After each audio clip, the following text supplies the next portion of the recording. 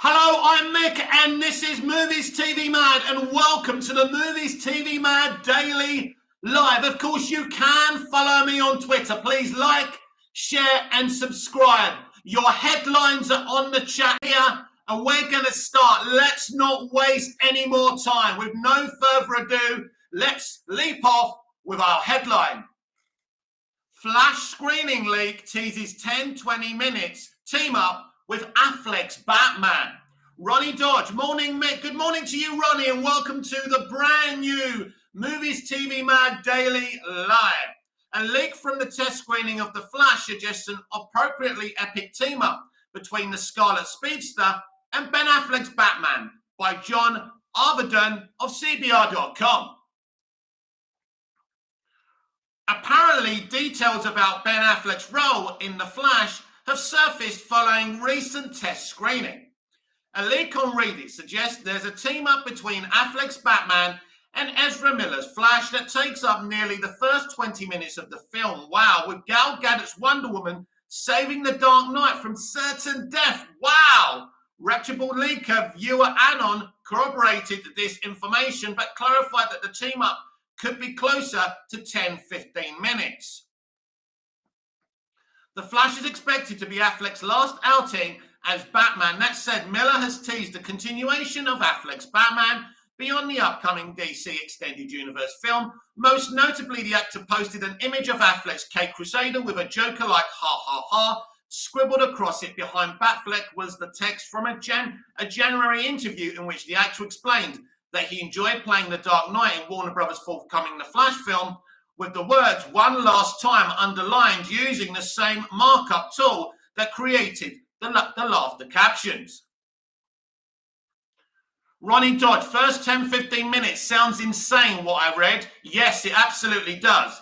I have never said this. This is hot off the presses, but maybe my favorite scenes in terms of Batman and the interpretation of Batman that I have done were in the Flash movie. Affleck said in the aforementioned interview, "I hope they maintain the integrity of what we did because I thought it was great and really interesting, different, but not in a way that is incoherent with the character. Who knows? Maybe they will decide that it doesn't work. But when I went and did it, it was really fun and really, really satisfying and encouraging. And I thought, wow, I think I have finally figured it out. Wow." And I remember talking about this ages ago when Ben said this. So really, really exciting. Affleck recently explained that the messy Justice League production soured him on the DC Extended Universe, thus prompting his exit from the role of Batman. "That was a bad experience because of the confluence of things, but my own life, my divorce, being away too much, the competing agendas, and then director Zack Snyder's personal tragedy and the reshooting," he said, "it was the worst experience. It was awful. It was everything I didn't like about this. That became the moment where I said, I'm not doing this anymore, even though you did do it again in the Flash, Ben." So very, very interesting. Let's queue up the next talking point here on today's Movies TV Mad Daily before we get into this.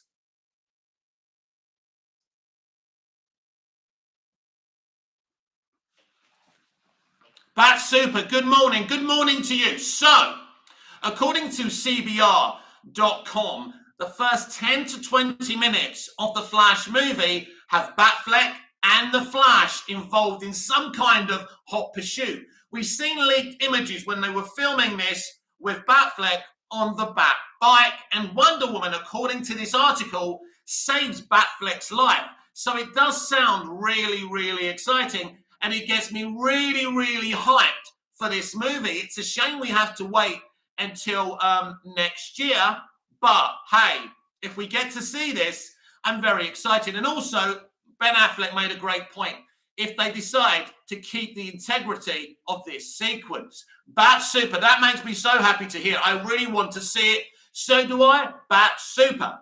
So yes, the opening 20 minutes sound amazing. I would assume after that, Batfleck and the Flash, Barry Allen, Ezra Miller have a conversation, and that's when, Batfleck reminds him of breaking the speed of light in Zack Snyder's Justice League Snyder Cut, and maybe he should do it again to change the past and free his father and bring his mum back to life by saving her life from the wrath of the Reverse Flash. So it really sounds like a great opening. But even though I love the sound of this, I really didn't want to know this. We're not being left any surprises with this movie, and that's disappointing. Although this sounds freaking awesome. Right, we continue. So let's find the next piece of news I want to discuss. Here we go. A huge piece of news. I did tell you the big news and updates from Warner Brothers Discovery would start, and this is absolutely huge. Discovery sets May 18th up front at Madison Square Garden. The news comes the same day that Warner Brothers Discovery began trading on the NASDAQ exchange by Alex Werpin on The Hollywood Reporter.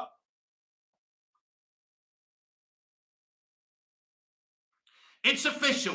With the merger done, Warner Brothers Discovery will hold a combined upfront presentation that will set the company sell all of its media brands from HBO Max, TNT, and TBS to HGTV, Discovery, and Food Network. The company will make its presentation on Wednesday, May the 18th at the Hulu Theatre at Madison Square Garden.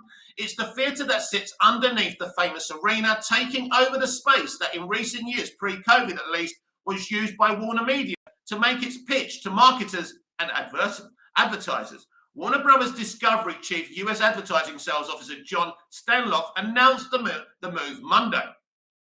The presentation will showcase Warner Brothers Discovery differentiated and complete portfolio of content, brands, franchises, and talents to clients, agency partners, investors, sell-side analysts, and press, company added. Warner Brothers Discovery began trading on the NASDAQ exchange Monday, scoring a handful of analyst upgrades, but seeing some volatile trading led by CEO David Zaslav. The upfront will mark something of a public debut for the entertainment giant, which also owns Warner Brothers Pictures, a video game division, and Eurosport.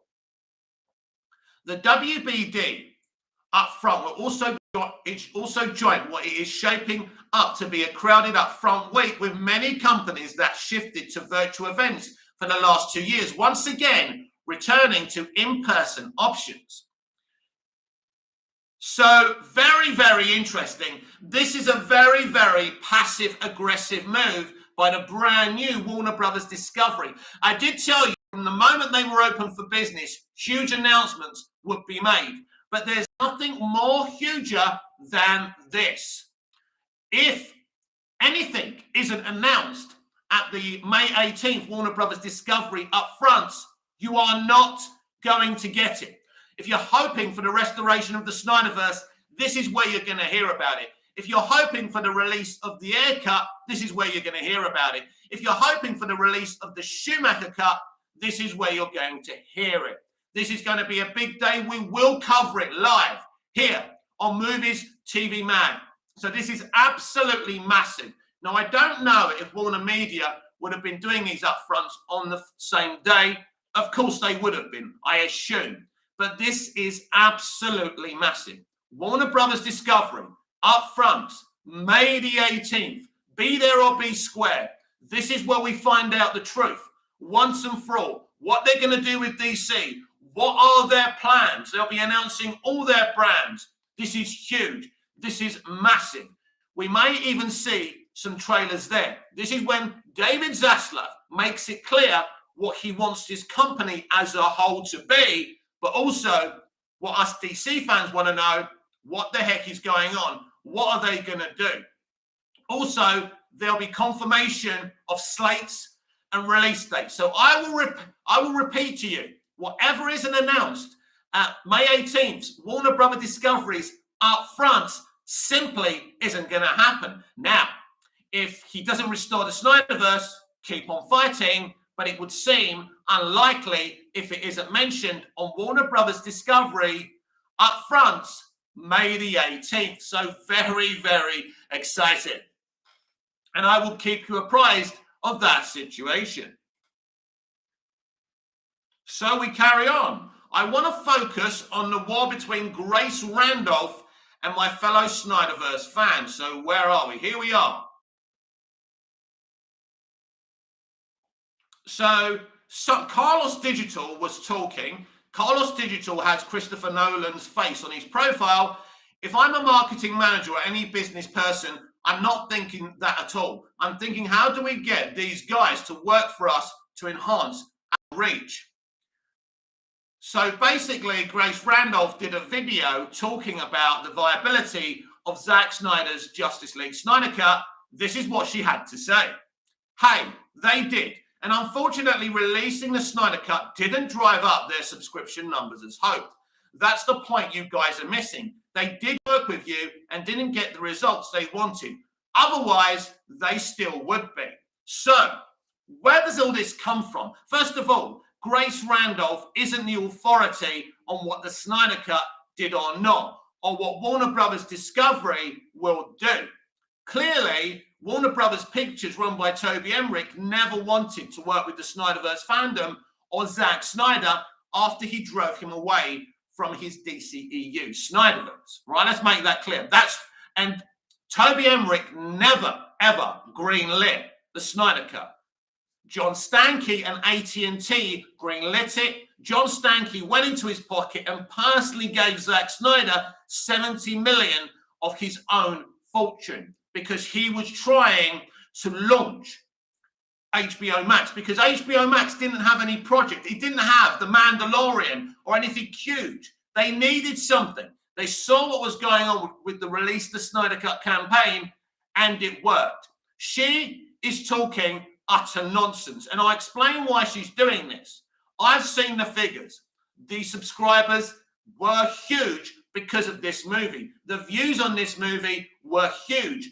I couldn't buy the Snyder Cut on physical media for months because it was sold out. Same with the IMAX version of Batman vs. Superman, Dawn of Justice. Now, we know that WB attempted, under Toby Emmerich and the rest of them, to hide the figures so nobody could see how successful this thing has been. So why is Grace Randolph doing this?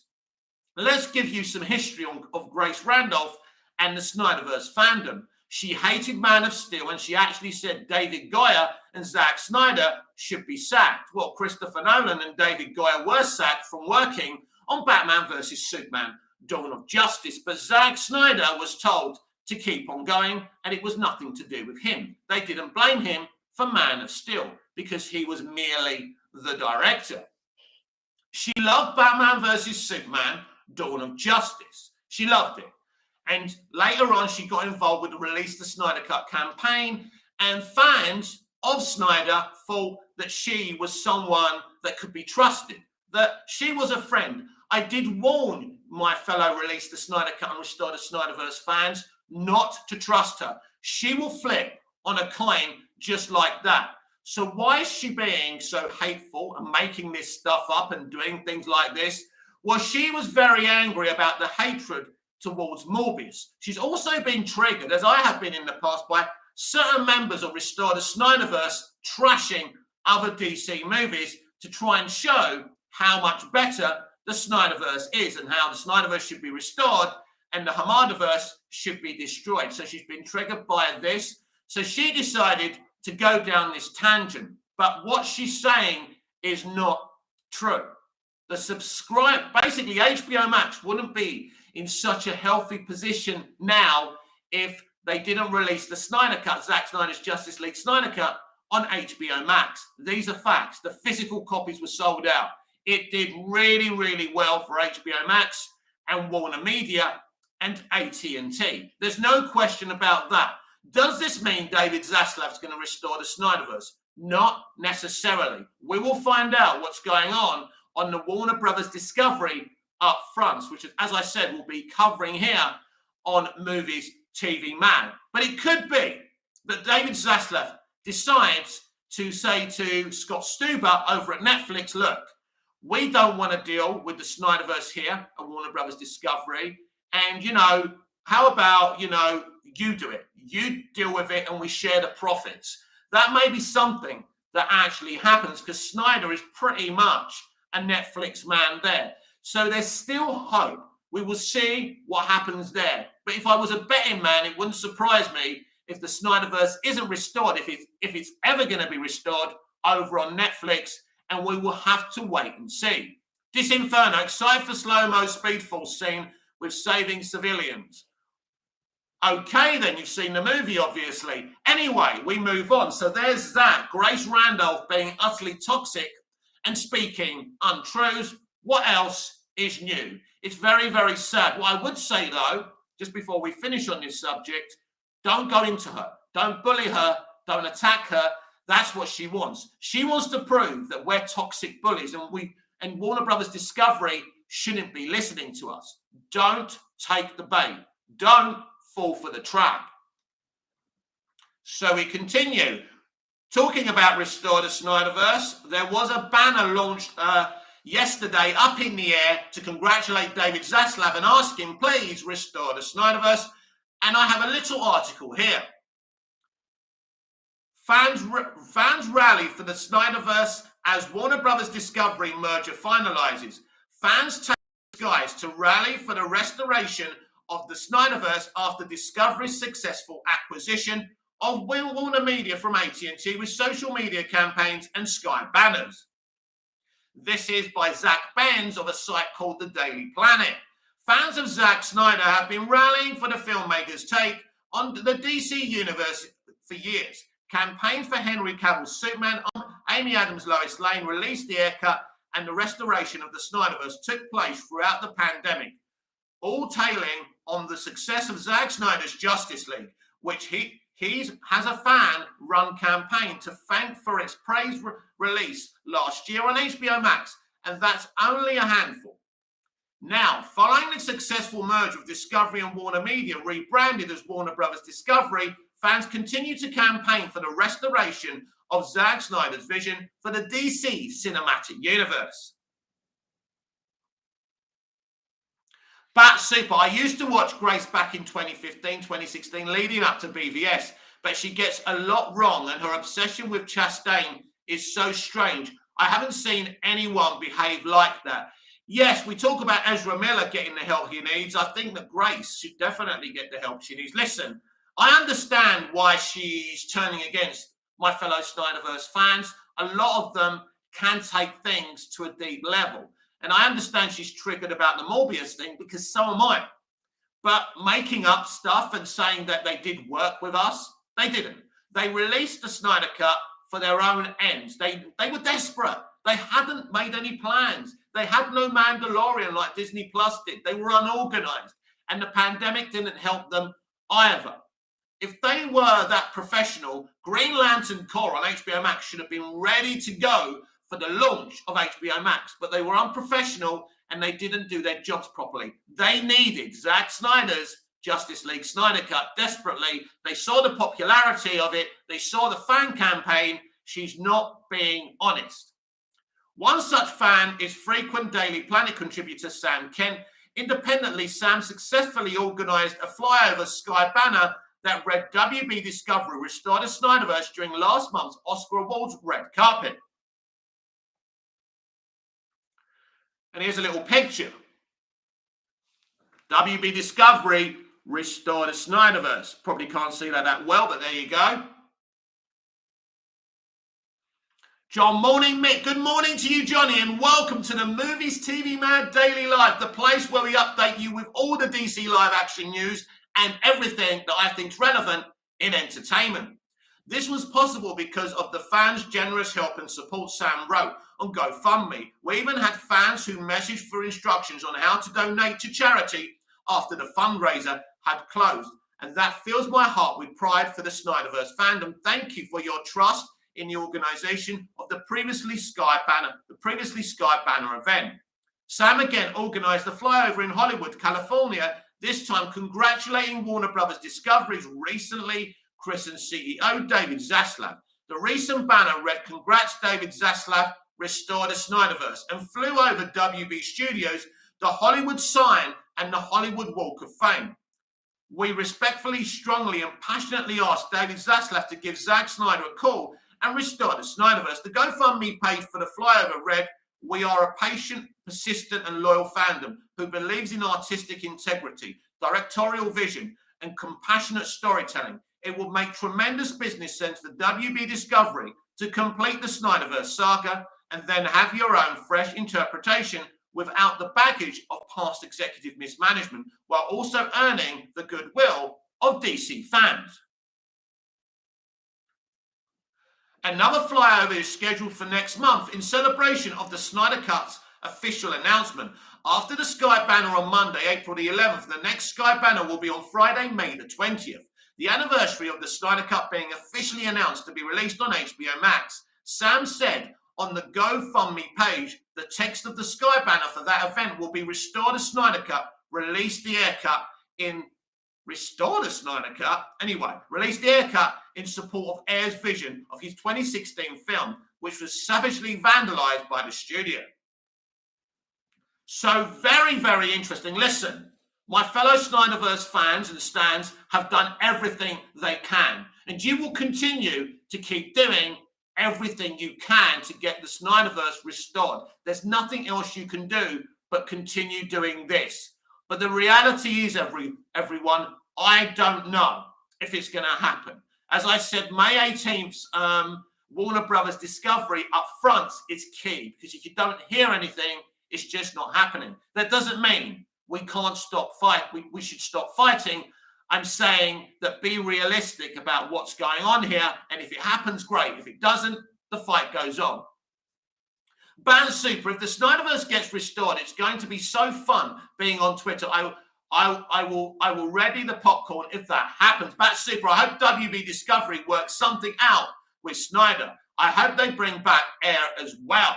So we will have to wait and see Bat Super and everyone else. As I say, keep on fighting. But May the 18th, Warner Brothers Discovery's upfronts are a pivotal day for DC fandom and anyone else, and Harry Potter fandom, and everything involved with Warner Brothers Discovery. And it's so important. I'll be here live covering it as the event unfolds, and I'm very excited to bring that to you.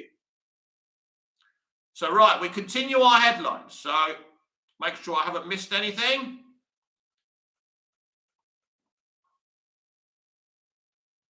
Just make sure I queue up my next headline. Next headline is, and this is one we've been waiting for quite a while, Ta-Nehisi Coates is turning in a draft of his Superman project to Warner Brothers soon. Now, this is a bit of information from Jeff Snyder. Now, Jeff Snyder is one of the best scoopers in the business. So if he's saying that Ta-Nehisi Coates will be handing in his Superman script very soon, then Ta-Nehisi Coates is handing in his Superman script very soon. Now, I was given the opposite information months ago, that this was done at Warner Brothers Pictures and this wasn't being done. Obviously, there's nothing wrong with being wrong or being given dud information as long as you admit to it. So clearly, I was wrong about that. So sorry to mislead you, but when I'm given information, I put it out there, and I always say, take it with a pinch of salt, it could be wrong. So I'm happy that this is still happening because I'm interested to know what it's about. He's taken a very long time on this script. That means he's taking it seriously. This could be a great take on Superman. Yes, it'll be a black Superman, maybe a black Clark Kent, but I'm still interested to see what Ta-Nehisi is doing with this. John, do you think we will hear about James Gunn next DC project on May the 18th? Yes, definitely. We may hear something from James himself in the next week or so as well, but definitely everything. If it's not announced on Warner Brothers Discovery up front, John, I'm sorry to say, it's not happening. Balconator, the Black Superman, that's right, Balconator, interesting. So that's that.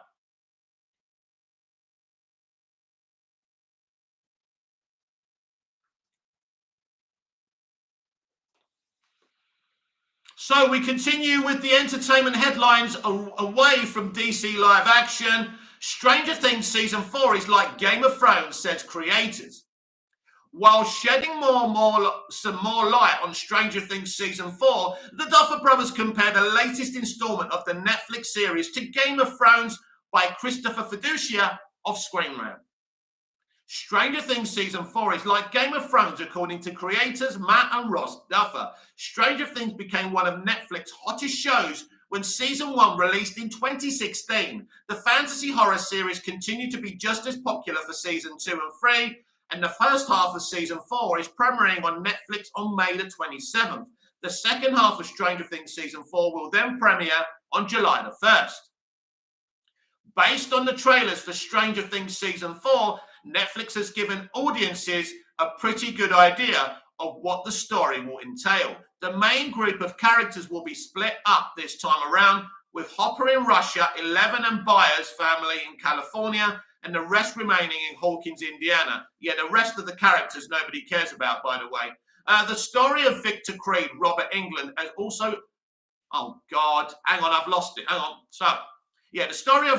sorry about that. This is what happens when you're live. It's exciting, isn't it? So the story of Victor Creed, played by Robert Englund, also looks to be connected to the Upside Down, with one of the Stranger Things Season 4's trailers showing Dustin, Lucas, Nancy, Steve, Max, and Robin investigating the abandoned Krill house. While Stranger Things will still have plenty of twists and turns for audiences come May, the Duffer Brothers have shed a bit of more light on the season in an interview with Deadline. Matt Duffer compared the season to Game of Thrones, a show that was notorious for having interwoven storylines for characters spread out over the world. Ross Duffer added that Season 4 is massive in regards to its story, with Stranger Things finally starting to give audiences some long-awaited answers. Both comments from the Duffer Brothers can be read below. Matt Duffer, we kind of jokingly call it our Game of Thrones season because it's so spread out. So I think that's what's unique or most unique about the season. Joyce and Byers' family to have left at the end of Season 3. They are in California. We've always wanted to have that like ETS suburb aesthetic, which we finally got to do this year in the desert. And then we have Hopper in Russia. And then, of course, we have a group remaining in Hawkins. So we have these three storylines are all connected and kind of interwoven together, but it's just very different ones. Ross Duffer. But we didn't know how big the season was going to get, and we didn't even realize until we were about halfway through, just in terms of how much story that we wanted to tell this season. Game of Thrones is one thing we've referenced, but also for us, really, what it's about is revelations, in that we really wanted to start giving the audience some answers. So I respect the Duffer Brothers for that, because not many shows give their audiences the satisfactory answers. So, Balconator, are you expecting the big DC news this month? Basically, Balconator, Warner Brothers Discovery have got upfronts May the 18th. That's where all the big news will be mentioned. If your favourite thing isn't mentioned on the upfronts, it isn't happening. It's as simple as that. I want to be direct with people so they don't have any delusions or illusions about this situation. Since the popularity behind Stranger Things grows with each installment, Netflix consistently made each season bigger than the last. Game of Thrones was truly a massive show in terms of story and production, so the Duffer Brothers comparison really speaks to the scale of Season 4. However, it's important that Stranger Things maintains its compelling narrative rather than focusing exclusively on CGI-heavy action set pieces. Game of Thrones no doubt excelled at bringing audiences exciting battles and action, but later seasons put that ahead of the show's actual story. Game of Thrones Season 8 was heavily criticised by fans and critics, but thankfully it sounds like the Duffer Brothers are only comparing their series to Game of Thrones regarding its characters being split up and scale of the project. That being said, the Duffer Brothers will have the tough task of sticking the landing soon enough. Stranger Things Season 5 will be the show's last, which means Season 4 will need to start wrapping up certain storylines to lead into the final season. Stranger Things Season 4 will be the longest installment yet, with each episode being over an hour long. So thankfully, viewers have a bit more of the Netflix series to enjoy before the end. So very interesting stuff there for Stranger Things fans. I haven't seen Stranger Things since I watched the entirety of Season 1. I did watch a bit of Season 2. I might have even completed Season 2. I can't remember now. I didn't like Season 2. Didn't like the new characters. Too much time wasting and filler with these new characters. That lad who fancied the older woman and the girl with the red hair. It started to bore me, so I gave up on it. But I think it's another show that should have just stopped with season 1, and that's my opinion on Stranger Things. But it's exciting that they're splitting the characters up. Let's hope they spend less time on the boring characters and more time on the characters we all care about. Sylvester Stallone reveals the most memorable film moment of his career. Sylvester Stallone reveals the most memorable moment of his career was getting 2006 Rocky Balboa made when many were skeptical about the film by Josh Planici of Screenrant.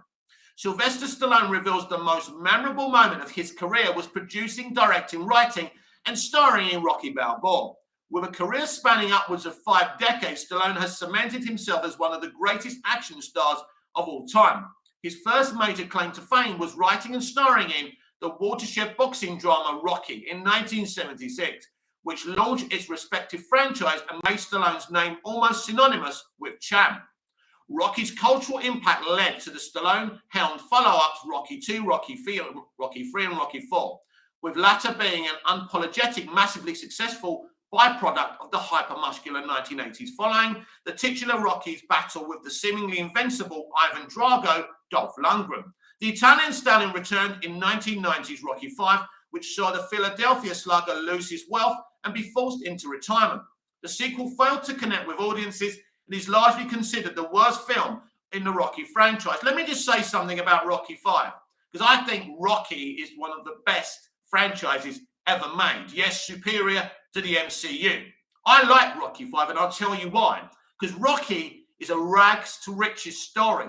What Rocky V does is, it's a rags to riches to rags story. He loses everything. It's an amazing story. The only thing missing from this was a proper boxing match. People didn't like that it merely had a street fight. What you could have done was have the street fight. Tommy Gunn puts Rocky in a coma. Eventually, he gets out of the coma. They fight in a proper boxing match in the ring, live on television. Rocky wins and gets his, not revenge, because Rocky's not about revenge. I think people would have loved the film more if they did that. Over a decade later, Stallone returned for what he thought would be one last round in Rocky Balboa, a film that many were skeptical about, but ended up reviving the franchise in a big way. Stallone often takes to social media, share behind-the-scenes photos and videos from his work on the Rocky franchise and other past films. Recently, the 75-year-old actor posted a tribute to Rocky Balboa, citing the underdog film as the most memorable film moment of his career. Stallone admitted that while Rocky Balboa was considered a joke, the actor managed to make the film against all odds. Check out his post below. By the way, and I'll speak about it after this article, this film was really successful for Stallone. He actually should have won an Oscar, but they don't like giving Oscars to Stallone because he doesn't have Hollywood DNA, of course. This is what he had to say. I love the 6th installment. It was the toughest I ever had. Took over 12 years to make happen. No one wanted to make it. Absolutely no one. It was considered a joke, but in my heart, I loved the idea and thought, if I'm going to go out, I want to go out making this movie, even though no one involved with the other previous productions wanted anything to do with it. And it finally made against all odds. I suppose this is why he had to kill off Adrian, because Talia Shire didn't want to do it. When people ask, what is your most memorable film moment, Rocky Balboa? Without a doubt, that was the ultimate challenge. The first Rocky, of course, was amazing, but this one was almost an impossible dream. I pushed that boulder uphill for 12 long years against overwhelming negativity until it finally happened, almost by accident. Someday I'll tell the whole story. The irony is, a Rocky Balboa had never been done, even though no one wanted to do it. The story of Creed would have never been made. My thanks to MGM, so keep punching. Wow. Yeah, I want to talk about this. Stallone's admission that the film was considered a joke certainly has truth to it. The actor was around 60 years old when filming Rocky Balboa, which led many to feel that the film's premise, which saw the iconic boxer stepping back into the ring, was laughable. However, Rocky Balboa was ultimately praised by critics and earned over $156 million at the domestic box office on a budget of only $24 million. Wow. The film helped to bring Stallone's Rocky back into the pop culture lexicon and arguably served as a launching pad for Ryan Coogler's Rocky's sequel, Creed, which continues many plot points that were established in the Rocky franchise 6th installment. Like Rocky V, Rocky Balboa was meant to be the final chapter in the Italian Stallion story. Thankfully, Stallone saw the potential in Coogler's idea of a spin-off focusing on Apollo Creed's Carl Weathers' illegitimate son, Adonis, Michael B. Jordan. Both Creed and Creed 2 were a critical and commercial success, with the latter earning Stallone his second Oscar nomination in nearly 40 years for portraying the same character. In Creed 2, Rocky appeared to pass the torch and retire for good. However, Stallone has since teased a potential Rocky prequel series. For now, Jordan is currently directing and starring in Creed 3, continuing the heavyweight journey that began back in 1976 and ultimately ended with a surprise hit in the now beloved Rocky Balboa. Yes, Sly is writing a Rocky prequel about a young teen boy Rocky, and I can't wait to see what he's doing. I come up with this idea a long time ago, and I'm glad Sly's doing this, and I think it will be on streaming. Rocky Balboa is an amazing film. It truly is. If you ever want to see a franchise with heart and soul, watch Rocky. This is the kind of thing that kind of invested me in going for my dreams. It's a Cinderella story. Sly Stallone isn't just a great action star. He's one of the greatest directors and writers in Hollywood. Me growing up, there was no one, this guy, what he did was amazing. And he's still one of the best writer-directors out there. Sylvester Stallone is a very underestimated man, probably by the way he talks, which is not very nice or very fair, but he's such a talented man. He gave us Rocky, he gave us Rambo, he gave us Cobra. The man is an absolute legend. Ronnie George, Mick, do you think we will see Diana in a new armor in Wonder Woman 3? We could do, but more than likely she will be wearing her costume. I don't expect her costume to dramatically change, Ronnie. But I have been wrong twice a year before, so you never know. So we continue with today's Movies TV Mad Daily Live. So now, let's talk about the Northman reviews. This has been really, really praised to the rafters, and I think it's got 89% over on Rotten Tomatoes. The Northman director, Robert Eggers, shares the Batman review. Yes, he talks about the Batman. He went to see the Batman out of support for his good friend, Robert Pattinson. The Northman director, Robert Eggers, shares his reaction to Matt Reeves' The Batman, which he only saw because it starred his friend Robert Pattinson, by James Osborne of Screen Rant. Robert Eggers, the director of the upcoming film The Northman, shares his review of The Batman, the latest in a long line of films to adapt the classic comic book character. The Batman was directed by Matt Reeves, known for helming Cloverfield and the latter two Planet of the Apes reboot movies. His new superhero movie achieved significant box office success while also receiving overwhelmingly positive reviews from critics and audiences alike. The Batman starred Robert Pattinson in the leading role and introduced audiences to new versions of Catwoman, the Penguin, Carmine Falcone, and Alfred Pennyworth. It followed the title character as he sought to track down Paul Dano's Riddler, a serial killer targeting Gotham's social elites. The film was widely praised as being a particularly comic-accurate adaptation of the Caped Crusader, highlighting the character's brutal form of justice and meticulous detective work, as well as the paying atmosphere of Gotham City itself.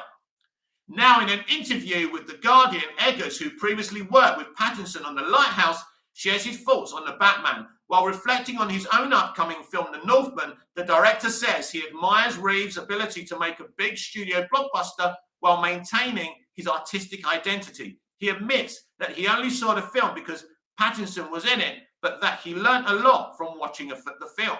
Check out Eggers' full comments below. I saw The Batman really just because Rob Pattinson is my friend, but I liked it, and I learned a lot of stuff from it. Frankly, I applaud Matt Reeves for keeping an identity and making a film like that. I can't imagine. Wow. Ronnie Dodge. What I hope is Cersei invades Themyscira, which forces her to go home. Also, there's rumors that Nubia is in this film. Whatever is in this film, Ronnie, and you could be absolutely right. You know a lot more than Wonder Woman than I do. You know more about her source material. Absolutely. And talking to you about Wonder Woman's always an education. Whatever. This film has to be good, Ronnie. There can be no messing about now. We want to see a great movie. Now, as I spoke yesterday, I don't know if you were on my live last night, that a Forbes journalist, was bragging that he's got an interview with Gal, and Gal turned up on the video feed as well, and that Gal's got a big announcement in this interview next Tuesday. I expect them to announce Wonder Woman 3. The big question is Patty Jenkins directing and writing again, or at this time, is she just producing the movie? I think we'll find out this Tuesday. Eggers is regarded by many as one of cinema's most exciting filmmakers. Despite having only made 3 feature films, and his praise will mean a lot to the team behind The Batman, the Northman director is known for his uniquely surreal approach to cinema. So his positive review might come as a surprise to some, as other auteur filmmakers have been more critical of superhero films in recent years. Nevertheless, Eggers' comments do reflect those of the majority of critics, who also acknowledge that Reeves was able to anchor the movie in his identity despite its blockbuster scale. While Eggers shares his thoughts on the Batman, fans of his work will be focusing on The Northman, which is set for a theatrical release on April the 22nd. The film is his first foray into big-budget cinema, and the initial reactions to The Northman promise a movie packed with brutal action that could potentially appeal to general audiences, competing with other successful historical epics of the past. While it might not be able to top The Batman in box office potential, the studio will surely be hoping for some crossover success, or Eggers might never be entrusted with that large a budget again in his career. So very interesting there from Robert Eggers. As I say, very well respected, but still went to see and said, bloody hell, at least this director, this is not my cup of tea, but at least this guy has kept his integrity, which is great. Ronnie Dodge, exactly. Patty has to go all out for this movie. Also, Patty was there with that Forbes interview, and both in London, which probably means the third movie is in pre-production. I would expect so, Ronnie. As I say, more about Wonder Woman 3 and all these DC live-action properties will be fully announced on the Warner Brothers Discovery up front on May the 18th. I will be here live going for it all. No one's going to miss anything if you subscribe to me. I promise you that. I'm as excited and kind of enthused about this stuff as much as you guys are as well. So this is a big movie. We don't know if she's directing it or just producing it. Probably she is writing it. She's already written it. I know she was writing it and she's directing it. And if that's the case, I'm going to have to accept it. This is an ill-conceived decision as far as I'm concerned, but this is the way they're going with it. She has to produce a great movie. There can be no messing about this time. And if she doesn't give Diana back the sword and the shield, there will be more controversy and the film could be hurt in the box office. This is a very important movie for the future of DC Comics and the completion of Patty's so-called trilogy. Ronnie Dodge, I want the action to be like the first and Aquaman. Exactly. The question is Patty capable of doing that? Guardians of the Galaxy Volume 3's Will Poulter teases Adam Warlock transformation. Adam Warlock actor Will Poulter teases the intense physical transformation he underwent for his role in the upcoming Guardians of the Galaxy Volume 3 by Ryan Northrop of Screen Rant. Guardians of the Galaxy Volume 3's Will Poulter teases the physical transformation he underwent to become Adam Warlock after finding success with 2014's Guardians of the Galaxy writer-director James Gunn returned in 2017 with Guardians of the Galaxy Volume 2, a bigger and bolder sequel, which was a big box office hit, earning over $863 million. Although Gunn has been busy with other superhero projects such as The Suicide Squad and Peacemaker, the director is currently in the midst of shooting the third film in his MCU trilogy, Guardians of the Galaxy Volume 3.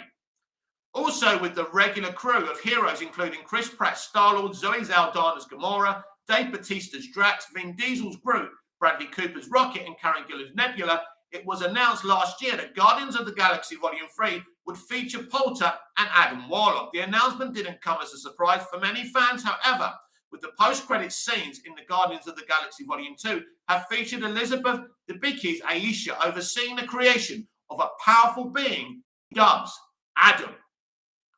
In a new interview with The Independent, Poulter explains that taking on the role of Warlock involved a substantial physical transformation. The actor reveals that the role has required a great deal of training and a carefully regimented diet. all which is paid for by Marvel. Powter teases that he's been forced to eat more than he's wanted to, but also that there have been more times when he's not been able to get as much food as he's wanted. Check out Powter's full comments below. It just shows you the commitment of these people and what they go through to do it.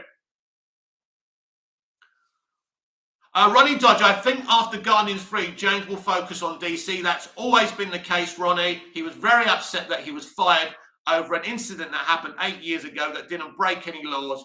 You know, at the end of the day, his jokes weren't good. He's apologized for them. He should never have been sacked by Disney. Toby Emmerich got in there, got him in. It was a great decision.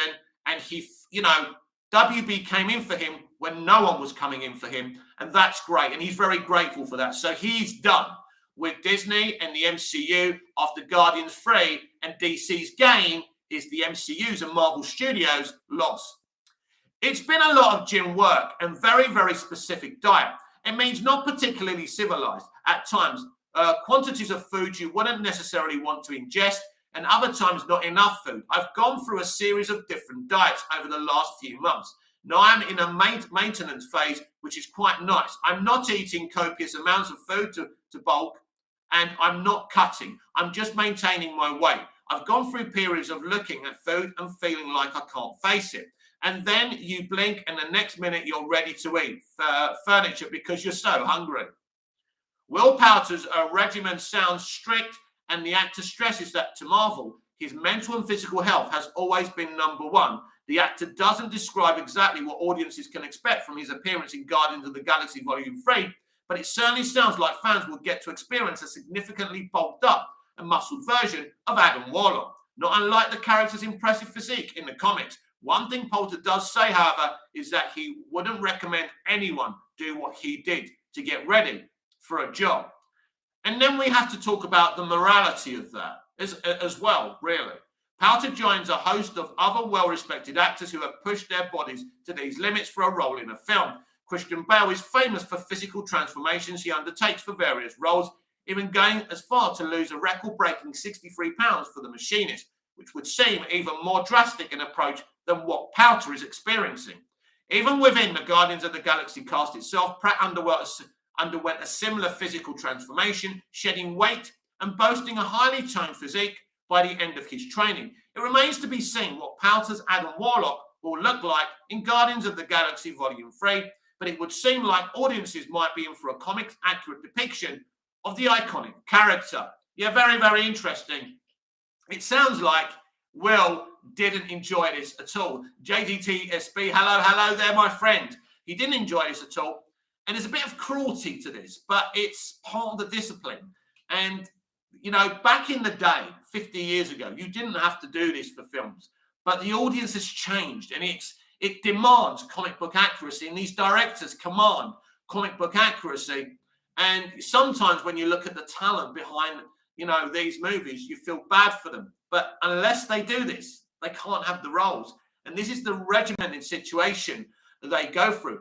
I respect them for it, but I do wonder about the morality of it.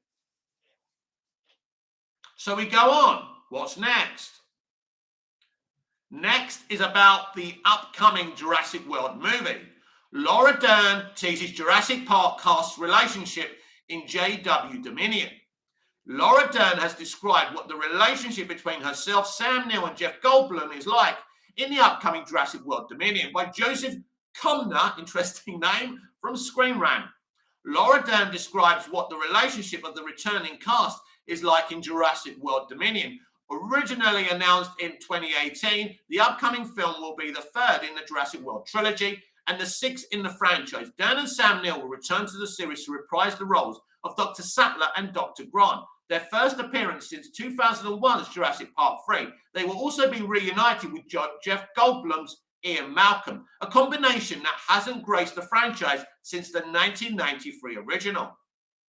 Following on from the events of Jurassic Park, Fallen Kingdom, Dominion takes place in a world where dinosaurs and humans live side by side after the Lockwood Estate incident and the dawning of the Neo-Jurassic Age. As coined by Malcolm, humans must adjust to a world where the once extinct creatures roam the wilderness. and question whether they are to remain the apex predators on Earth. Alongside Dern, Neal and Goldblum, Jurassic World Dominion will also see the return of trilogy regulars Chris Pratt and Bryce Dallas Howard, alongside Justice Smith, Omar Sy, and BD Wong. It looks as if fans of the series have reasons to be excited about the long-awaited reunion, as Dern is teasing what's in store. In an interview with Empire magazine, she outlines how it was the director, Colin Trevorrow, who convinced the trio to join the film, citing his enthusiasm and likening him to Steven Spielberg. She also describes how the idea of bringing the iconic character back felt momentous and that Trevorrow wanted to make it matter. You can find the full quote below. Colin was really keen to make it matter. We discover what it would feel like if these three characters came back together and how they would feel about each other, and it's delicious. Sounds good. I don't want to eat any of you, but it sounds awesome. The interview also delves into the film's approach, outlining that Dominion will see the return of animatronic dinosaurs and used in conjunction with CGI. This is good news for viewers who've grown tired of their heavy reliance on computer-animated creatures that has dominated the Jurassic World trilogy. Up to this point, combined with the palpable excitement from Dern and the atmospheric trailer, Jurassic World Dominion might be set to bring back some of the magic that made the 1993 original so iconic. Ronnie Dodge, Mick, be honest, do you think United will win anything in this decade, mate? Very, very difficult. It really depends, Ronnie. It's such a challenging situation. It depends what manager we get. If we get the Ajax manager and he can make the changes, bring his own director of football, his own coaches, then maybe within the next 2 to 3, 5 years, something can happen. But if it's not this guy from Ajax and they bring someone in who's a yes man like Poch, then no, we are going to struggle for a very long time to come. Ronnie Dodge, I can't wait for JW Dominion to see both casts interact. I couldn't agree more. JDTSB's Jurassic World a trilogy, or will there be a fourth movie? As far as I know, it is a trilogy. They'll probably start a new one after this one. We'll just have to wait and see. However, it's always wise to be hesitant, as Jurassic World Dominion will have to overcome some of the issues that plagued Fallen Kingdom. While it pulled in an impressive $1.3 billion at the box office, it received very mixed reviews, and many critics were quick to question whether or not the franchise had run its course. Whether or not the return of Dern, Neal, and Goldblum will be able to inspire confidence in everyone's favourite Dino Dynasty remains to be seen. Although ticket sales are sure to be strong when Dominion releases on June the 10th. Listen, when a crappy Marvel film makes over $1 billion, you don't question it, and the reviews are shieldfest, right? But when this film makes over $1 billion and does well, right, it's criticised for its reviews. Do studios care about bad reviews when they've made over $1 billion? I doubt it, right? But when you're working on franchises, you need the hype to be good. But at the end of the day, I liked that film, and it finished on a great cliffhanger with the way they left things. So I don't really know, as usual, what critics are talking about. Right, I'm up to date with the comments. Let's carry on. Right, I want to talk about AMC's new adaptation of Interview with the Vampire. Interview with the Vampire trailer shows Louis and Lestat's coffins side by side. New teaser trailer for AMC's series adaptation of Anne Rice's Interview with the Vampire offers a brief look into the lives of Louis and Lestat by Bart Wazonsky, that's another interesting name, of Screen Rant.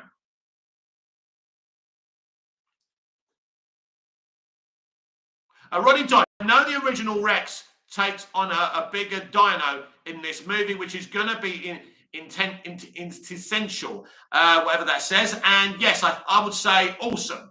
Ronnie Dodge, interesting. A fresh teaser trailer for the Interview with the Vampire TV series gives a look into the shadowy lives of vampires, Louis and Lestat. The late Anne Rice's debut novel of the same name, released in 1976, received mixed reviews from critics, but her collective Vampire Chronicles franchise has since achieved acclaim. Despite its success as a sensual gothic horror and romance saga, Hollywood only ever developed 2 films based on the novels. The 1994 adaptation of Interview with the Vampire and the 2002 adaptation of Queen of the Damned, which was shit. Interview with the Vampire was awesome, both owned by Warner Brothers in 2020. AMC's acquisition of the franchise rights breathed new life into the series, resulting in the production of an 8-episode adaptation of Interview with the Vampire slated to air in late 2022. If it's not airing till late 2022, why are you saying it's breathed fresh air into it when you haven't even fucking seen it? A couple of months ago, AMC shared a few snippets of footage from the show and just last week revealed new images of Sam Reed's Lestat and Jacob Anderson's Louis.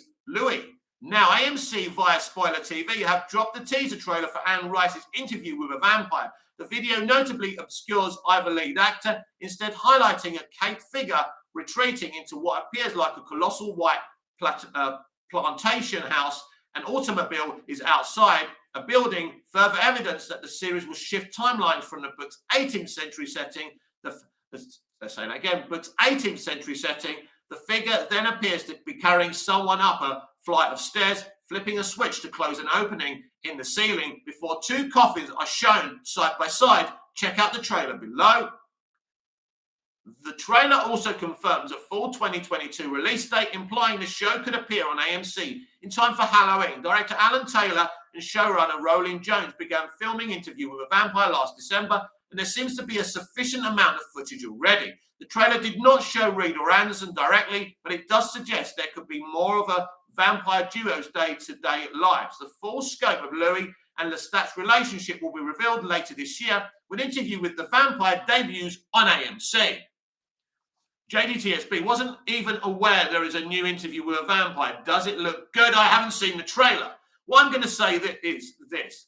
The Brad Pitt and Tom Cruise movie was absolutely fantastic and did Anne Rice's novel great justice. This is something I personally wouldn't be touching. When something's so good, leave it the fuck alone. It can only end in tears for you. Now, this could be a great adaptation of the book. I'm assuming it's not an adaptation of the Tom Cruise Brad Pitt film. It could be awesome. It could be great.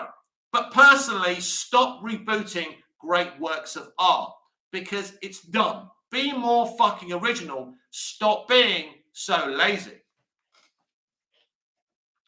We continue. Right, breaking. The Batman is officially on HBO Max from next Monday. And every site was going mad about this, even though we were all aware this was happening. The Batman streaming release date is earlier than expected. Oh, I didn't know that. The Batman streaming release date arrived from Warner Media with the acclaimed franchise reboot set to drop on HBO Max on April the 18th by Grant Herman. This sounds like a Warner Brothers Discovery decision. The Batman streaming release date arrives from Warner Media with the acclaimed franchise reboot set to drop on HBO Max on April the 18th. Robert Pattinson leads the ensemble cast of the film as the titular DC hero alongside Zoe Kravitz as Selina Kyle, Catwoman, Paul Dano as the Riddler, Jeffrey Wright as Jim Gordon, John Turturro as Carmine Falcone, Andy Serkis as Alfred Pennyworth, and Colin Farrell as Oswald Cobblepot. Before he's known as the Penguin, Matt Reeves is at the helm of the Batman, having taken the reins from Ben Affleck following his initial retirement from the role and the DC Extended Universe. JDTSB, same. I like the movie Interview with a Vampire. It's a great movie. It's one of the great movies. You know, very difficult to come up with an adaptation that's going to get anywhere near that. The Batman centers on Bruce Wayne, his second year of fighting crime in Gotham City as titular vigilante as he uncovers deep web of corruption within the city. Batman finds himself further challenged by the arrival of serial killer The Riddler, who is targeting Gotham's elite citizens, including Bruce, in a desire to expose a dark secret from their past. In order to stop the cryptic killer, Batman must forge new alliances with those in Gotham's seedy underworld, including Catwoman and those seeking to make a difference in the city, namely Gotham City Police Lieutenant Jim Gordon. Just over a month after the film soared to theaters to critical and commercial success, Warner Media hasn't announced anything. Warner Brothers Discovery has announced there is no Warner Media anymore. The Batman streaming release date, the Robert Pattinson-led film, is officially coming to HBO Max on Monday, April the 18th. Additionally, the Batman will air on HBO on Saturday, April the 23rd at 8 p.m. EST. News of the Batman streaming release date comes a month after the film finally hit theaters, following the multiple COVID-related delays, and proved to be a smash hit. In addition to scoring rave reviews from critics and audiences alike for its darker tone, Reeves' direction and performances The film lit up the box office, grossing over 735 million against its estimated 200 million budget. Its budget wasn't really 200 million. They're estimating another 100 million for COVID shutdowns. It's nothing like that. The film cost 100 million. The Batman has already set itself as the highest grossing film of 2022 and the highest grossing serial killer film of all time. Yeah, you can't call it a fucking serial killer film just to create another stat, just a stat pad. While some may see the Batman streaming release date as a little soon, I don't agree. It does fall in line with the plans Warner Brothers previously announced for the film. The studio elected to delay the film into 2022 in the hopes of capturing better box office potential instead of their HBO Max same-day release strategy implemented for 2021, confirmed it would hit the streaming platform 45 days after its exclusive theatrical release, with April the 18th actually clocking in a day early, with the Batman serving as the start of a new shared universe of stories. Audiences can catch up with Pattinson's debut outing as The Dark Knight as it comes to HBO Max next week. So I think this is great. It's had its 46-day window. It will continue to stay in cinemas a little bit longer. As it hits HBO Max, it will be on HBO Max for a month, and then over Europe and all over the world after that month, we'll be able to buy it on physical media and, of course, on digital media. I want it in my possession as soon as possible. It's made all the money it's going to make. It's going to make about 750 million. That's great. That's brilliant. One of the biggest first movies in a superhero comic book franchise ever. It's done great. Get over it. Not everything has to hit $1 billion. So I want it in my possession now. I'm happy it's coming out on HBO Max, even though I don't have access to the platform. But the sooner it has its run on HBO Max, I can have possession of my 4K Blu-ray and it on Amazon Video as well when I purchase it on digital. So I'm very excited about that.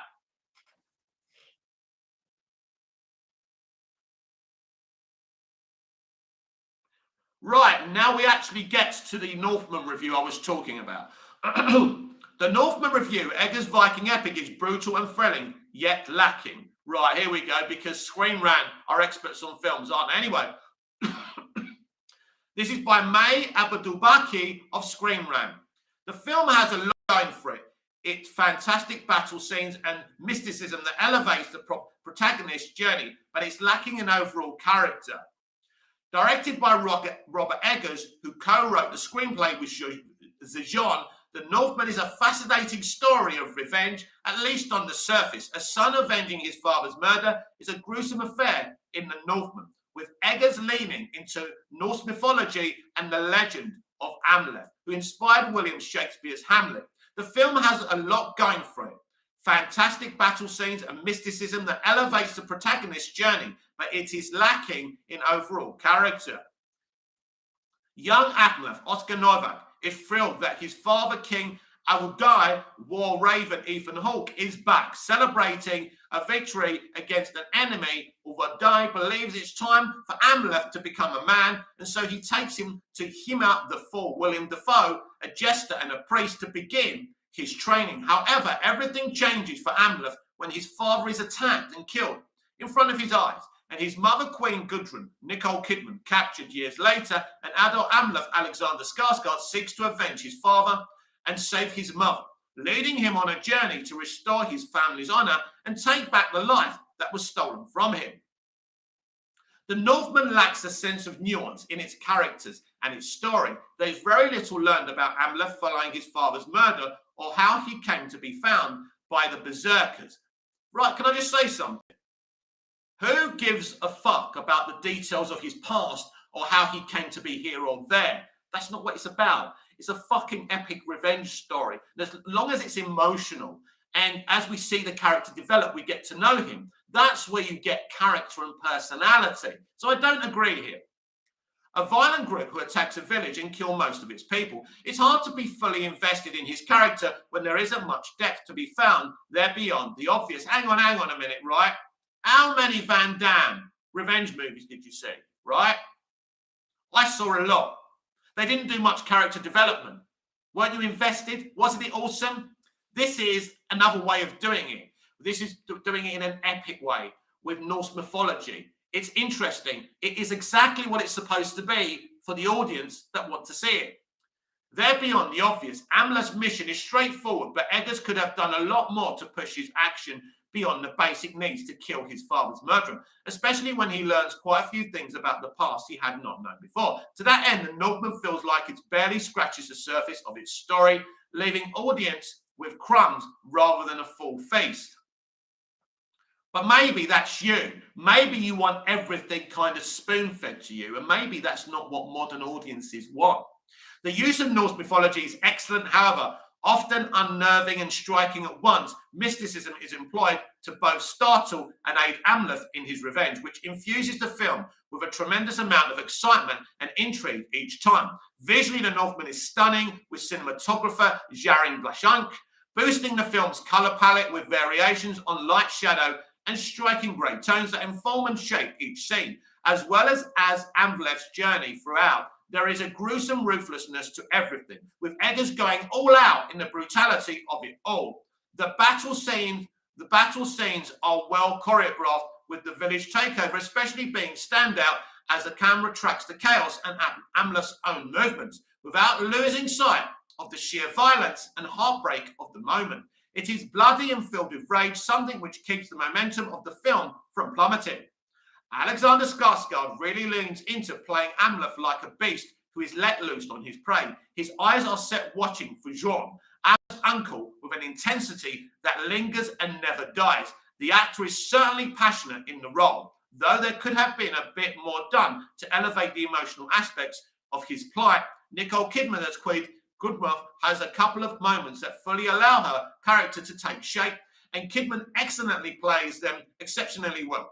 From Claes Bang to Anya Taylor-Joy, the cast gives all they have to make their characters fully realised. Say that again. Make their characters fully realised people. The audience can understand and even sympathise with on occasion. If there's one thing that could be been given a boost, it's the romance between Skarsgård's Amleth and Taylor-Joy's Olga, which is half-baked at best. But are we all here to watch a movie?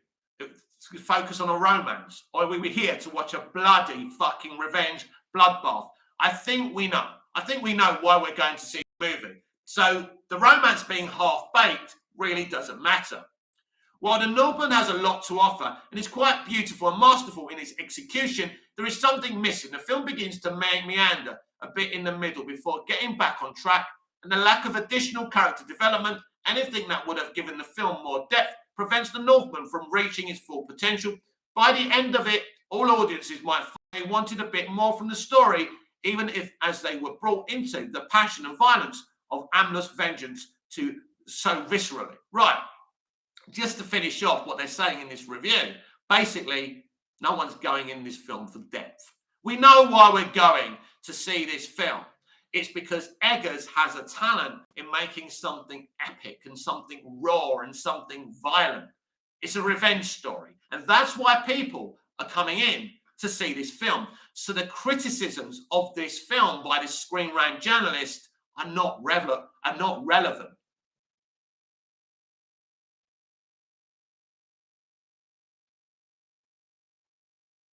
Right, there's a bit of Percy Jackson news.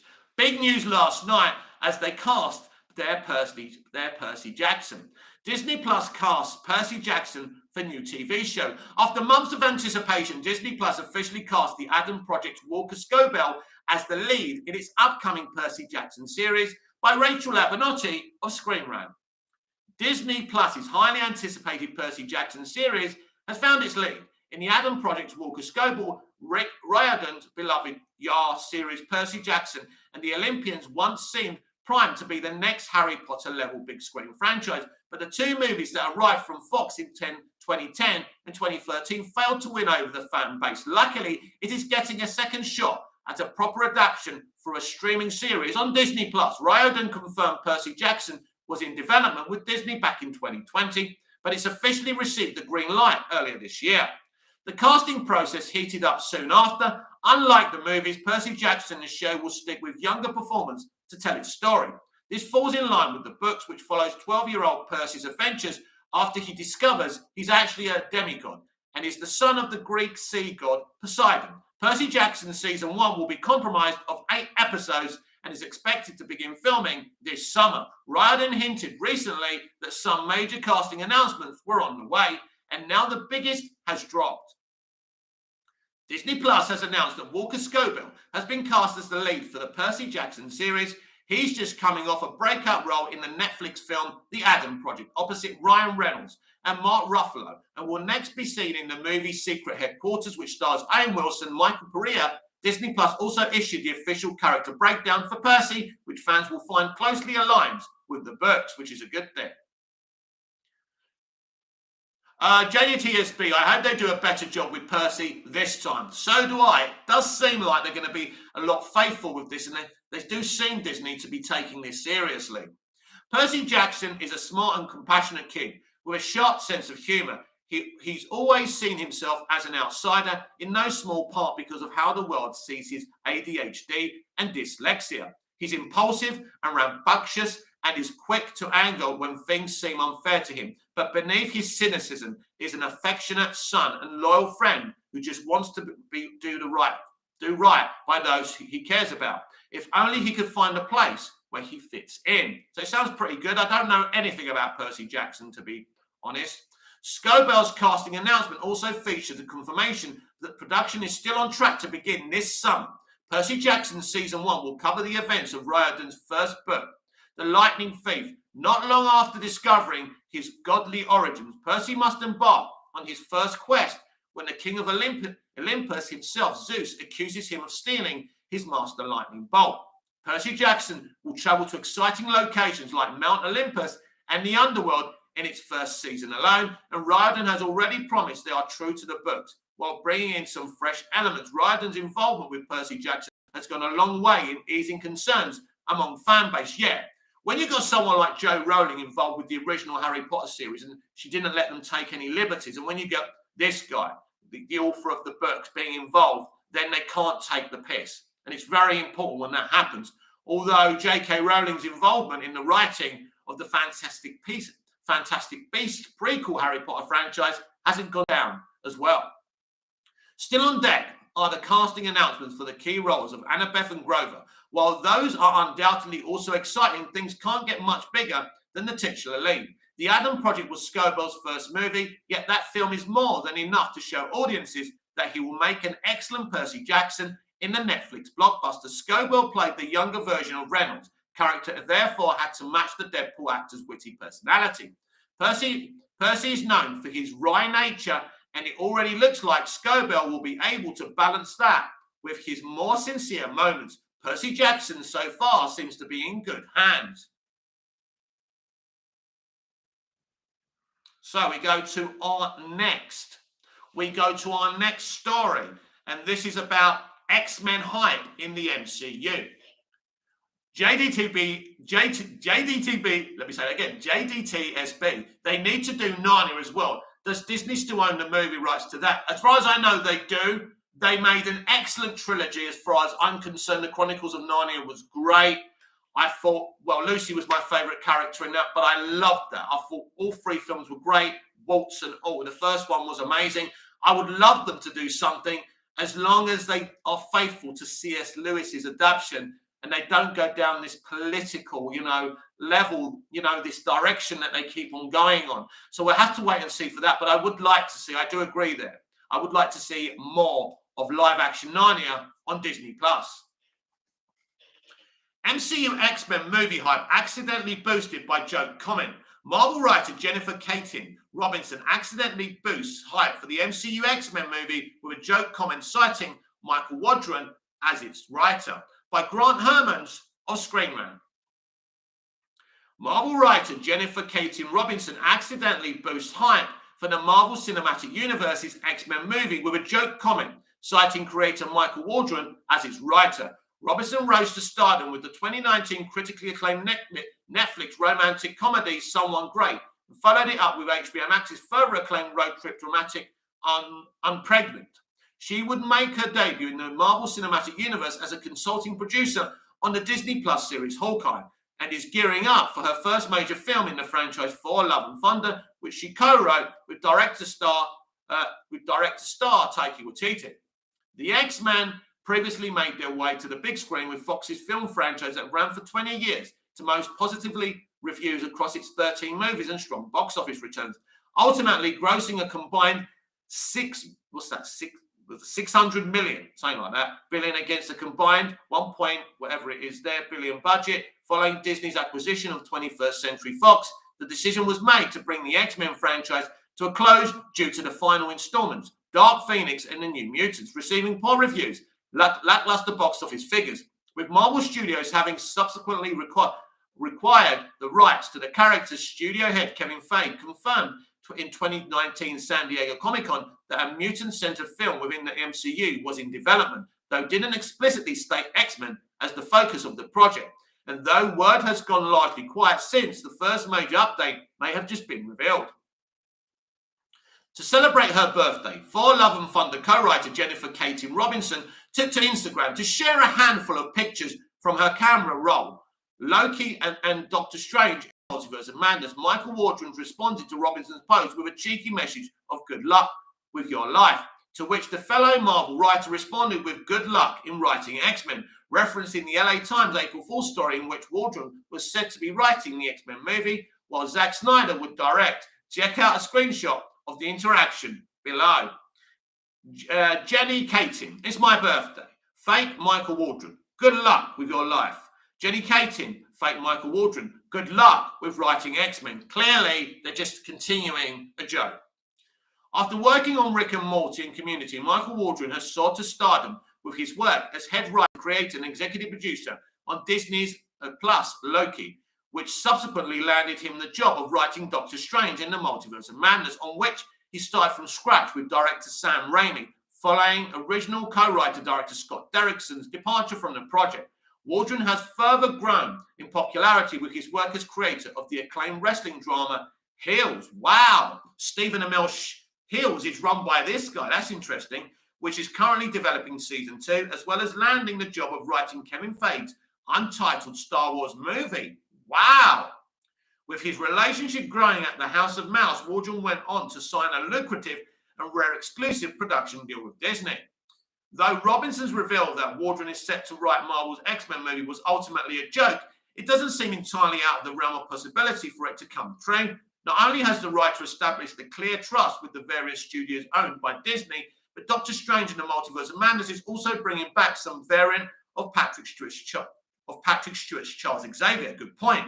Further opening the door for the team's arrival and Waldron's chances at being the ones to properly usher them into the MCU. In the meantime, audiences can look forward to his next major MCU project when Doctor Strange sequel hits theaters on May the 6th, which isn't too long at all. Look, I don't know what I think about Loki. I mean, it was good. It was definitely good. I like the ending. Its characters were done well. So I would pretty much say it was very good and Waldron done really well. Obviously, being part of Rick and Morty, I love Rick and Morty. And clearly that those guys on there are geniuses for what they've done with that show. Would I like to see him doing X-Men? Well, you know, someone's going to have to do it. Someone I don't know much about is going to do it. Why not him? But this incident here was just continuing a gag. JDTS, be excited for the X-Men projects. Is it true Marvel will have the same actors? They may do. Or they may use some actors in some places. Suicide Squad star thinks director's cut will be released one day. Suicide Squad star believes that David Ayer's original cut of the DCEU movie from 2016 will at some point be released, similar to the Snyder Cut, by Andy, whose surname I can't pronounce, of Screen Rant. One of the Suicide Squad stars strongly believes that David Ayer's cut of the 2016 movie will be released someday, since the Task Force X franchise got its cinematic treatment almost 6 years ago. It has been a roller coaster for the group. Warner Brothers originally planned Suicide Squad to be a complex and gritty exploration of the various DC villains. However, like Zack Snyder's Justice League cut, Ayer's DC product had his vision tampered with by Warner Brothers. When Warner Brothers saw the reaction to Batman vs. Superman: Dawn of Justice, the studio felt need to make last-minute changes to Suicide Squad in its overall tone. The changes included increasing the film's comedy while removing vital elements of Air's initial plot. Warner Brothers cut at least 40 minutes of footage from the movie before it hit theatres in 2016. As a result, a campaign known as Release the Air Cut, similar to what fans did for Snyder's Justice League, has existed for the last couple of years. Several stars from the original Suicide Squad have chimed in about seeing Air's cut. One of them believes fans will see it one day. Jay Hernandez, who portrayed Chato Santana, aka El Diablo, was recently asked about Air's original Suicide Squad movie during a Q&A and for his CBS show Magnum PI via TV Line. While discussing how many wish to see it, Hernandez expressed that he feels the chances are good for Air's cut to see the light of day at some point. Not only does the 44-year-old star call it a no-brainer, Hernandez brings up once again how the unseen cut is different from what fans saw in 2016. Honestly, I think will one day get released. I'm a big fan of it happening. I hope it does. I've talked to co-star Joe Kinnaman and Jared Leto. Everybody wants to see it. Everybody that I've talked to wants to see it. And I think Air wants it to be put out there. So it's kind of a no-brainer. Put it on HBO Max or whatever. And the audience gets to see it, see what the director's original vision was. At the end of the day, I just want to see it. A lot of stuff changed from Air's cut. I know because I was there and I shot it. There was a lot of stuff that never made it into the cut that went into theatres. One of the significant parts that Warner Brothers retooled for the theatrical cut was the outcome for El Diablo. While the 2016 iteration had the fiery metahuman sacrificing himself against Incubus, El Diablo was alive in Air's original Suicide Squad cut. One of the primary pieces of evidence for that is a VFX demo reel from 2017 that has El Diablo standing with the other Task Force X members. At the end, exactly why Warner Brothers had El Diablo's fate change remains unclear.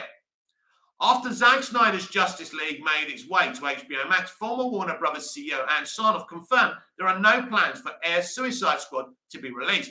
However, it's worth noting there is new regime in place following the Warner Brothers Discovery merger. Many changes will likely start to be felt throughout the year across all their platforms and IPs, depending on what the new Warner Brothers Discovery administration plans. Perhaps the original Suicide Squad will finally find a home at HBO Max in the future. After all, listen, there's nothing more than I like to see creatives have their visions realized. I desperately want to see the haircut. I just want to see what the freaking film actually was supposed to be. I didn't mind El Diablo sacrificing himself. I thought it was a good little take, but I'd like to see what they did with the character and the other characters in the film. Is this a reality? If this is going to be a reality, again, WB, Discovery, Warner Brothers Discovery's up front on May the 18th are vital. If it's not mentioned there, you can forget about it for years to come.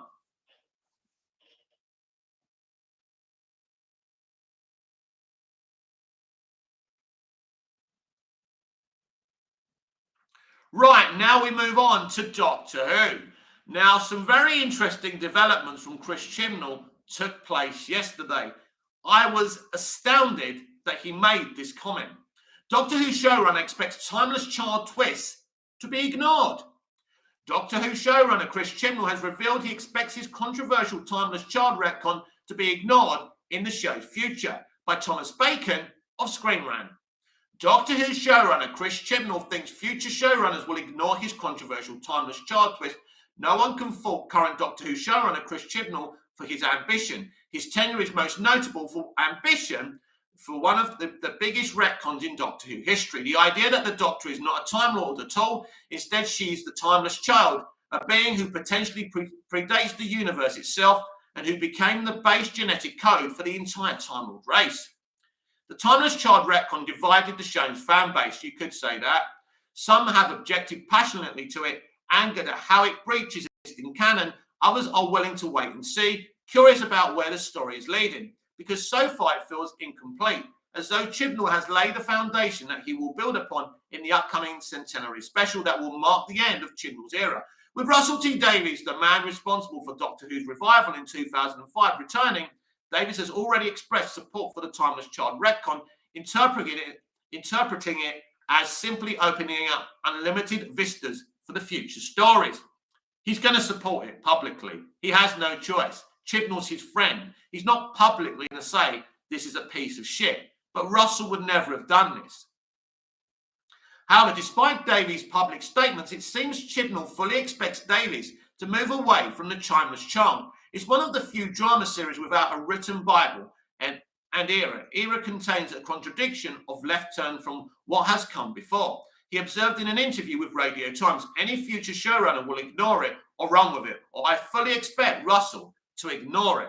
So that's interesting. He fully expects Russell T Davies to ignore it. We've all kind of known, and we've seen hints, that they're going down the multiverse route with Doctor Who under Russell T Davies. And furthermore, he's probably going to reboot the entire franchise. I suspect Russell doesn't like what Moffat did or what Chibnall did, and he's going to scrap the whole thing.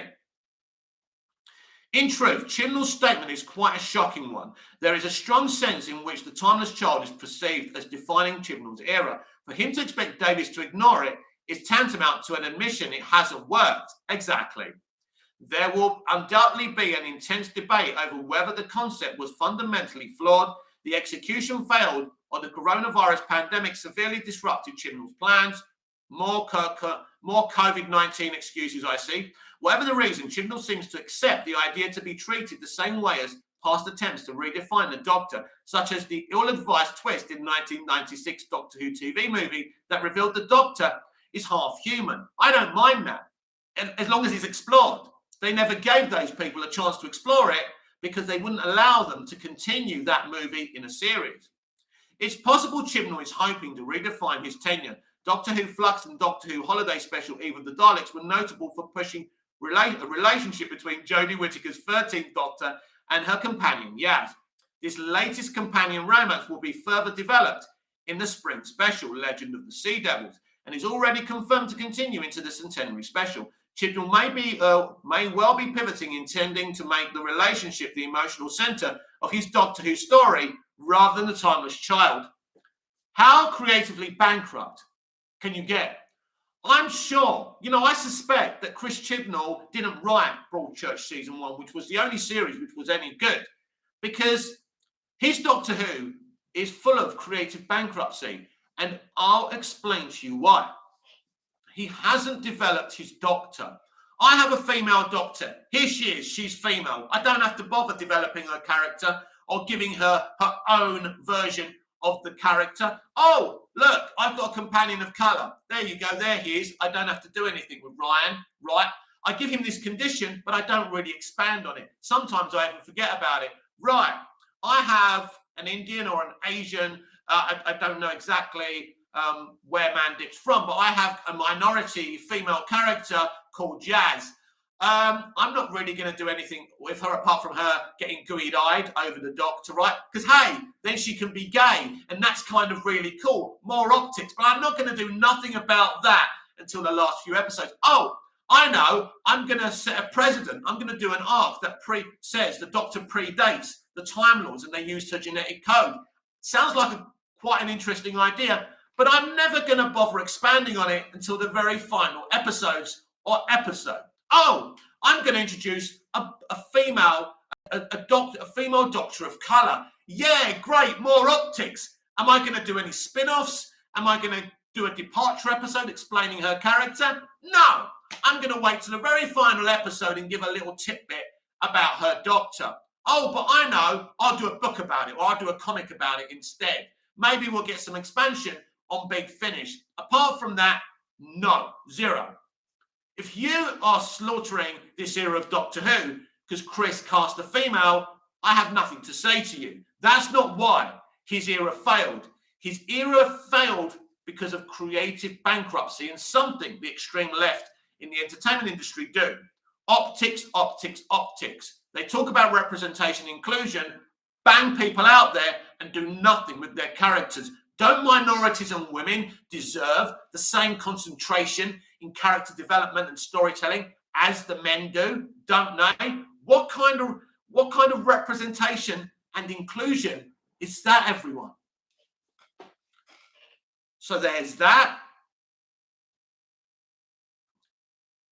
Chris Chibnall says he's done with Doctor Who. Absolutely never again. Look, at the end of the day, Chris, You failed. You failed a character that you love yourself. You've admitted that. And now Russell T Davies, you know, the man who launched the revival, the man who done such a great job in bringing Doctor Who kicking and screaming, has to come back again and put his magic there. He's going to do a lot. Now, let me just explain to you what's going on. The BBC will air Doctor Who under Russell T Davies, but Russell wouldn't have come back if they were leading the narrative again. So his company and Jane Tranter's company, what's it called? Bad Wolf Productions, is now running the narrative and will invest money. But even bigger news, Sony Television recently bought a majority stake in Bad Wolf Productions. That means Sony will be funding a blockbuster Doctor Who multiversal series that could span different versions of the Doctor, a brand new Doctor. We may not even get a brand new Doctor. We may see spin-offs of different versions of the Doctor. So Russell's come back for a very brand new take. And he said he wouldn't have come back if he was just going to do the same things yet again. So I look forward to next year. I haven't seen Eve of the Daleks. I'm not interested in the Easter special next week. I'll probably watch the final episode or just see her regeneration if she actually gets one. Ultimately, it is not Jodie Whittaker's fault that this went wrong. The only person to blame is the showrunner and creative. You failed Doctor Who, Chris. It's as simple as that. Right, where are we? JDTSB, excited for the X-Men project. Is it true? Oh, no, we've read that one. JTTSB, no interest in the Doctor right now, but waiting for them to change my mind. Hopefully when Russell T Davies comes back, JDTSB, next year, we can get some excitement because Doctor Who is a fabulous character, a long-running show, and I absolutely love it. This has been the Movies TV Mad Daily Live. I'm Mick, your host with the most. Just ask your girlfriends and your wife, please like, share, comment, subscribe. Hit the notification bell so you never miss this beautiful perfection.